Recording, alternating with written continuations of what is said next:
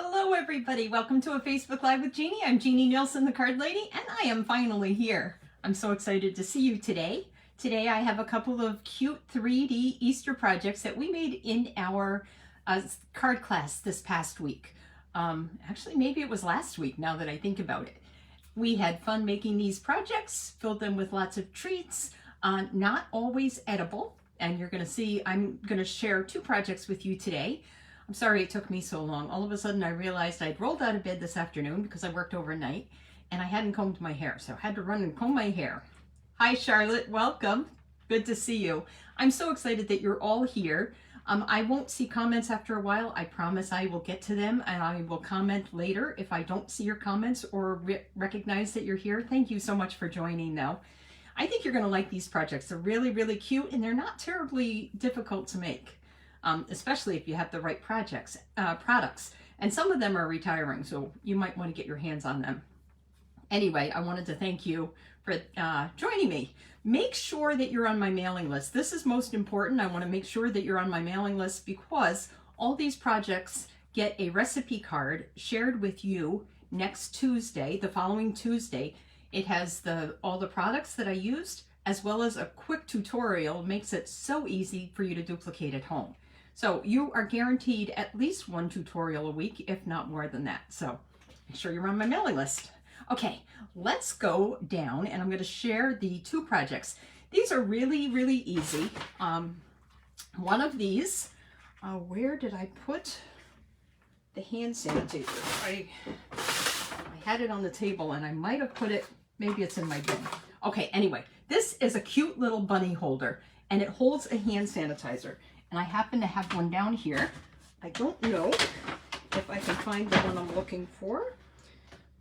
Yep. Somebody Loves You. Isn't that so cute? My friend Judy shared this with me. Really, really cute. This is so easy to do. I have the products or all the ingredients right here for you. The other thing that I want to share with you is this adorable chocolate carrot.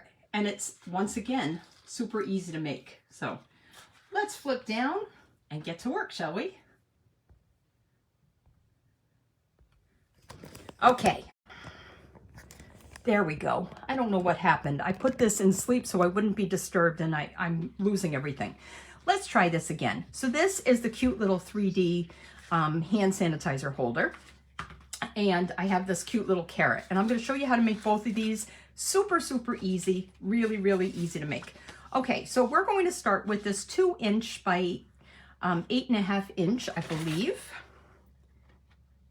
Oh, 9 inches. Okay, so this is 2 inches by 9 inches. And I scored it, I believe, at 3 3/4 and 5. So it gives you a little 1 1/4 inch base here. What I'm gonna start by doing is punching my ends. And this, I have used this thing over and over again to make, I use this punch all the time because it's a nice treat holder. And I could put a little snack inside there. But what I'm going to do is make this little box, which is really easy to make. Get my bone folder here. Kind of burnish my lines. And we're going to set that aside for a second. Next, we have our, let me bring in my stamping mat here. Looks like I'm not put together, but I kind of am. You'll believe it when you see it, right? Okay. Here we have just a quick and simple stitch rectangle. Like I said, in the tutorial next week, it tells you exactly what size this stitched rectangle is. And what I'm going to do is stamp Happy Easter on it. Now this Happy Easter happens to come from the Celebrating You stamp set. I believe it's in the mini catalog. Yep, 158 is the beginning number, so I know it's in the mini catalog. Tons of nice things. Happy Mother's Day, wishing you a happily ever after. Happy Father's Day. You're every kind of wonderful. I don't have my glasses on, so you can read it. But anyway, this has so many great sentiments right here. So I've got my Memento ink and my Happy Easter, and I'm going to stamp that I'm going to stand up for this and stamp that right in the center. And this is essentially my sign of my box. Then I took a layered circle. In this layered circle, once again, I'm going to include this in the directions next week. So if you're on my mailing list, you're going to get this. 1 7/8 is the size of the circle here. And I racked my brain. You saw how I draw here. So obviously I have some issues. Well, I found this beautiful stamp set, and I've used it for other things. Sharing Sunshine. Look at these cute faces. So we're going to use this for our bunny face. And all I'm going to have to freehand when I finish this is the whiskers. So I'm going to stamp this closer to the top. When I initially did this on my box, I cut the circle in half. We're not going to do that this time. I think the full circle is better. And what I have here is my Petal Pink blend. And I'm just going to draw a simple nose right in the middle. Nothing fancy. And then if you have a black marker, you can draw your whiskers. I happen to have these journaling markers, these black journaling pens. Stampin' Up! Sold them years ago, and I find they're really good for some of my writing and fine detail work. So all I'm going to do, just a couple of whiskers. And you see that I'm not really careful or particular about it, because this guy doesn't need me to be particular. Okay, let me set that aside with my thing. I'm going to try not to smear it. I'm really good at that. Before I get to the rest of that, let me make my box. And this is what's going to hold the hand sanitizer. I have here a piece of cardstock, 3 inches. I believe it's 2.5 by 3 inches. Yes, and each side, every single side is scored at 3/4 of an inch. So I just keep turning it and scoring at 3/4 of an inch. Then I don't have to do any math and figure out anything. So 3/4 of an inch, and then, so there is a long side and a short side. I like to cut my lines consistently, my score lines. I like to cut my tabs on the long sides. So what I'm going to do is flip this 180 degrees and cut both score lines on the long side. See, this is 3 inches. If I cut it on this side, it's going to work just as well. It's just what you prefer, and just be consistent about it. You don't want to cut these tabs out because you need these tabs to glue to each other. So I have a little bit of tear and tape, but let me burnish these score lines again. Just going to flip it all the way around, burnish my score lines. This only takes a second. Here, I'm going to move this out of the way because it's a little messy and it might get distracting. There we go. And then what I'm going to do is find my tear and tape. And I'm getting low on this, so if you're getting low, make sure you purchase more. You could use Seal Plus. I find I have a little bit more control if it's especially a small area, if I'm using my tear and tape. So there we go. I'm putting this in the 4 corners, just like that. Just like that. I could glue. You could do the seal. I feel like seal is not quite as good at keeping things together, especially if the weather gets humid. Notice I have my take your pick tool here. And what I do is I put it under the middle and I just flip that up and this comes right off. So if you guys don't have a take your pick tool, this alone is a good reason to have it. It's only one good reason to have it because there are so many good reasons to have it, but I love how easy it is to peel off my tear and tape. Now what I'm going to do is just fold the box in, fold these little tabs in, and just make this cute and simple little box. Nothing to it. You can be, if you wanted to, I could miter the edges, but you're really not going to see this box. If you are worried about how it looks, you can kind of cut off the tabs that seem a little bit high and not even, just like that. But it's not important because, like I said, you're not going to see this. What I'm going to do is add some adhesive. I've got my, I think this is probably actually seal.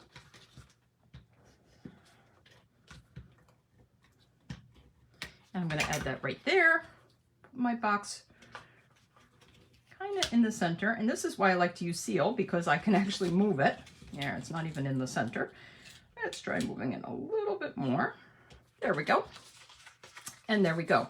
So you can see already it's taking form as a holder. Let's set this aside now.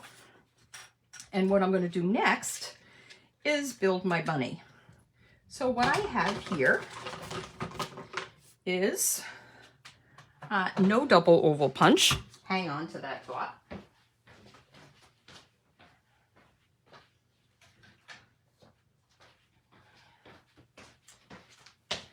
This double oval punch is really great for building sentiments. I could have a sentiment here and have a nice scalloped edge oval behind it, kind of building it up. Well, I've decided it's also great for ears.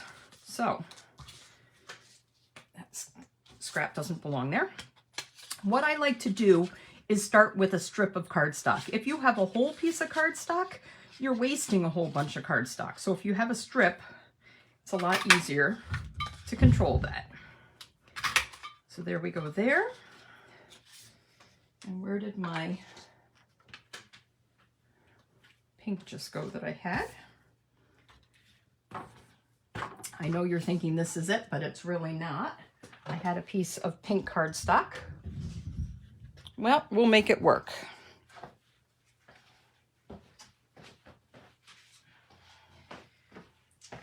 Here we go. Okay, so this is Blushing Bride. And once again, it's a strip just like before. Gonna punch it like that. Make sure I've got the complete thing, even though some of the ear is going to be hiding, so it's not gonna really matter. I always mean to bring a scrap bucket here so I don't make a mess, but that's okay. Okay, I'm gonna use my glue and I'm going to attach my ears. I don't need a whole lot. They're just going right here, kind of centered. I like the glue because I can move my ears to where I want them so that they actually are centered and look even. Problem is, if I don't pay attention and they move on me and they're crooked forever because glue is a lot more permanent, I found. Okay, so now what I'm going to do, I have here some dimensionals. I have my bunny right here. So what I'm going to do is add my, I think what I'm going to do is put this here on my box, but I'm going to actually pop that up. So let me pop up this first. I'm popping up my circle for the bottom. And what I'm going to do is kind of put that like right here. There we go. Right now it doesn't look like anything, but all I have to do is add my ears, and I could use dimensionals for that. I like to add a little bit of glue to the back, just like this. And then I can kind of slide it in place.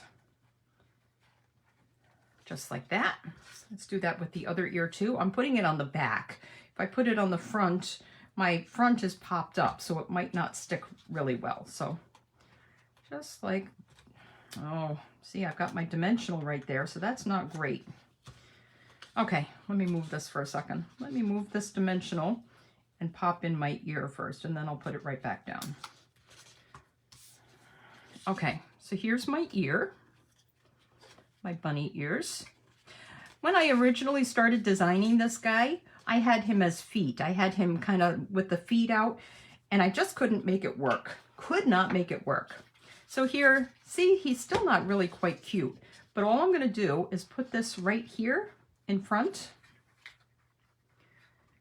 even like that. You know what? I'm gonna take my black marker and even build it up a little bit, because you know what? I'm not even going to use much of that mouth I've found. What I'm gonna do is put my sign in front of it, like that, and there you have it, so that it doesn't even, let's bring him down a little bit. That's why dimensionals are really good, because a lot of times you can reposition them. So let's bring him down a little bit more, just like that. This looks harder than it is. It's really not that difficult. I'm sorry that I'm making it look difficult. I'm just gonna put that there, a couple of dimensionals.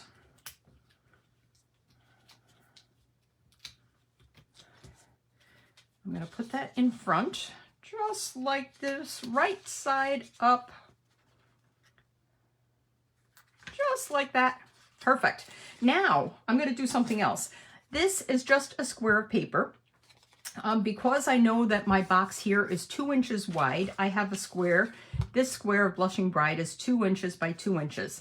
This one is actually 1 3/4 by 2 inches. So what I'm going to do, and this is the back of the tulip paper. So if you love this, look at how pretty that is. It looks perfect for spring, and it's the back of the tulip paper. So that tulip paper is in the mini catalog. It's still available until the end of June, or until they decide that it's not making it on the list, because designer paper never makes it on the list, and you might want to purchase it now. Okay, so what I'm going to do for that is put that on the back. I'm just going to glue this to the back, just like this, and wait till you see what I'm going to do. I haven't even shown you what I'm going to do to the back. This is so absolutely adorable. Okay, so I've got my piece here. There we go. So here's my box. I'm going to put this little hand sanitizer. These are pocket backs. These you can find in Bath and Body Works, and they got something for every season. Look at how cute that is. This is perfect. My friend Judy showed me this. This is absolutely perfect for Easter. So we're going to put that in there. And what I'm going to do is take my pool party sheer ribbon. I love this pool party ribbon. I'm so excited. Just to let you know, if you haven't noticed, it carried over in the new catalog. And this is really a really beautiful paper ribbon that ties up so easily, and I've got more than enough. Everybody can't quite figure out how I do my bows. I can't quite explain it, but they usually work out pretty well. So I do have too much ribbon. That's kind of a shame, but because it's still in the new catalog, I know I can always get more. Okay, so there we go for that. Okay, let's decorate the back. Wait till you see this. Okay, so what I have here, if I can find where I just put that, I have here a piece, oh, here it is, white crinkled seam binding. Wait till you see what I'm going to do. If anybody of you have done embroidery, you know about French knots. What I'm going to do is just tie a very, very loose knot. I don't want it too tight because I don't want to have to do this over and over and over again. I only want to do it 2 or 3 times. I'm going to knot it, re-knot it, just like that. Maybe I'll even do a 3rd time. Look at how cute that is already. And this is going to be, if I can build it, this is going to be my bunny tail.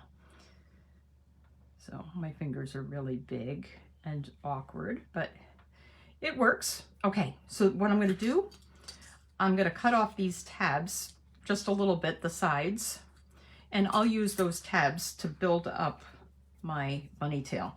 So I need a glue dot.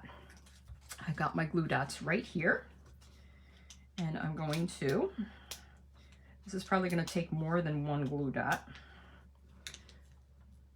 Got that. Build it like that. 1 more glue dot there. See, it doesn't have to be neat.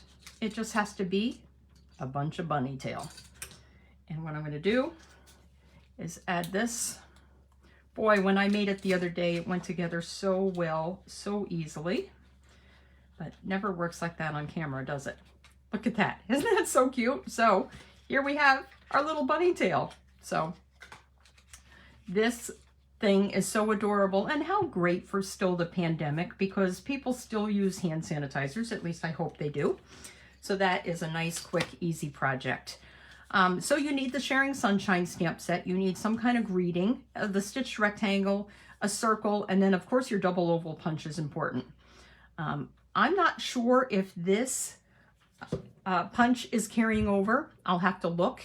I believe there is a scallop tag punch that's still carrying over, but this one might be a little bit older, so it might be this one that's going, and I really, really enjoy using this one much more. Okay, so that's our first project. This second project, super easy again. What I'm using are these Lindt chocolate carrots, and this is about a 50-second project, maybe 60 seconds. Okay, so I have my piece of cardstock here. Oh, it is 5.5 inches by 3 3/4. I scored on this line at 1 1/4 inches because it's going to be a 1 1/4 inch square. And then of course I have an extra 1/2 inch tab here. What I'm going to do is cut out my tab there first. I don't need that tab, just gets in the way. And the other thing I'm going to do is cut to each of the, on the score line to the first score line. The first horizontal score line. The only horizontal score line. Okay, what I'm going to do next is burnish my edges. Just like that with my bone folder. I like nice crisp edges, so I use my bone folder quite a bit. Do it like this, like that, like that. And I'm going to use some more tear and tape again because I can, and it's nice and it's a really easy project. So what I'm going to do is put adhesive, tear and tape on this flap and on this flap. And I'm going to put it on the outside of this one and the inside of this one. And I'll show you why as soon as I finish using my tear and tape to do that. Okay, boy, am I getting low on this, but it's going to work. Okay, I'm going to put a little strip of tear and tape. Nice thing, I don't know if you guys remember the red line tape, but the red line tape was so hard to rip. You actually had to cut, but then of course it was so sticky, it stuck to your fingers. Just did not work. So I'm really grateful that Stampin' Up! Came out with this tear and tape. Or seal if you prefer. Here again, we're going to use our take your pick tool. And I'm going to pick up the middle. If you go in the middle, if you go at the end, you're going to end up picking up the actual tear and tape. You want to go right in the middle, slide it under, flip it off. Okay, so now what I'm going to do, the easiest way for me to make sure that this is going to be even, I like to fold it like this. I could try and match up the edges. Look at how easy it was though. I matched up the edges just like that. This is going to be my back. I want this to face back. I don't want anybody to see that seam. That's why my adhesive is on the second strip. This is how it worked. I went like this. I'm going to put that in. I'm going to fold that over, and my adhesive is now facing backwards. This is the next thing I need to do. Where do I have it?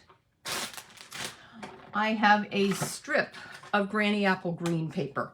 It's going to make a nice backing for this, 4 inches by 1.5 inches. And what I'm going to do, and this is something that I'm telling you is retiring. I like this. This is a corner rounder. This is actually your detailed trio punch. If you haven't seen this punch, this is a really, really nice punch. I put this in. It has edges on each side. I square it up kind of like a T square. You square it up, and then all I'm going to do is put pressure on the front here, and it doesn't even take that much, and I've got a nice round edge. I'm going to do that again on this side.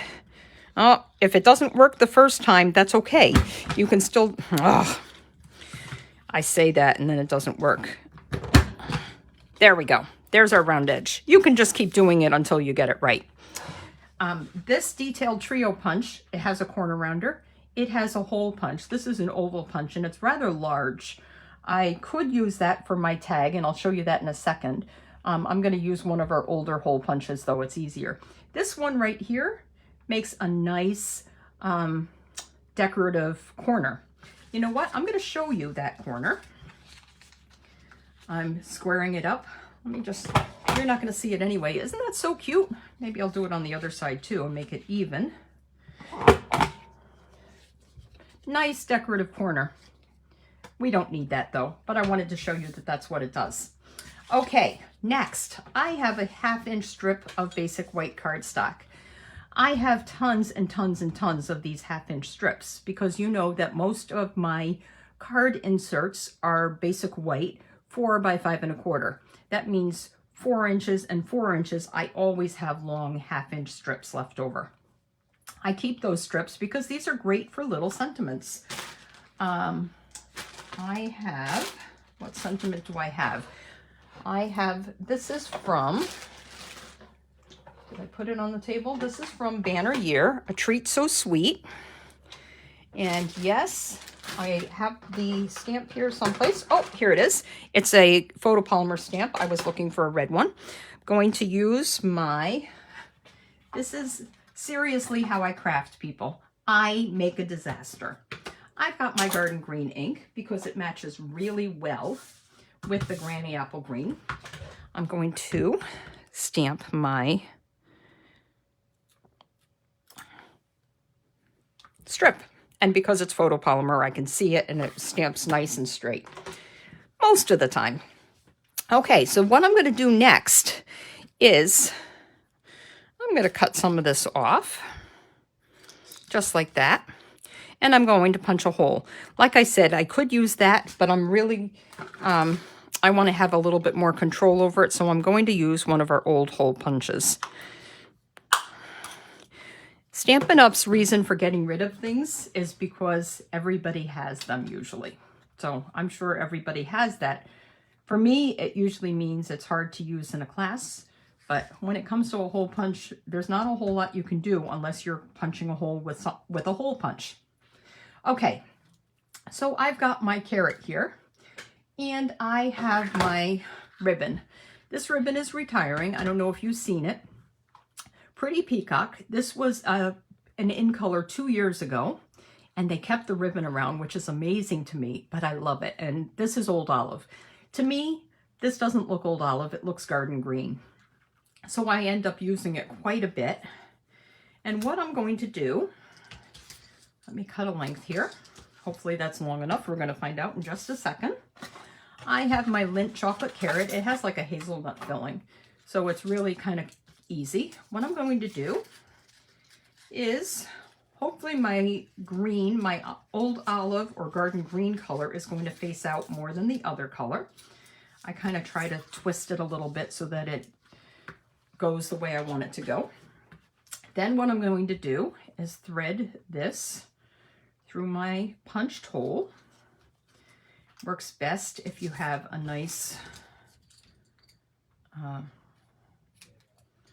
don't know, like a pointed edge. Best way to feed it through. So I'm going to feed that through. And it's going to shred it a little bit, but that's okay. And then what I'm going to do is just tie a simple bow. And once again, can't tell you how I do it, but it works just about every time for me. So I'm really, really fortunate. Isn't that cute? We'll clean up the edges just like that. Just like that. And what I'm going to do, I've got my box here. Remember, I want the seam to face to the back. What I'm going to do, I'll cover up where I punched the hole to show you the detailed punch that you can do. I'm going to use, I could use tear and tape. I'm going to just use some glue. So I just put a little bit of glue on there. I'm going to put it right on there, about a 1/16 of an inch up from the bottom.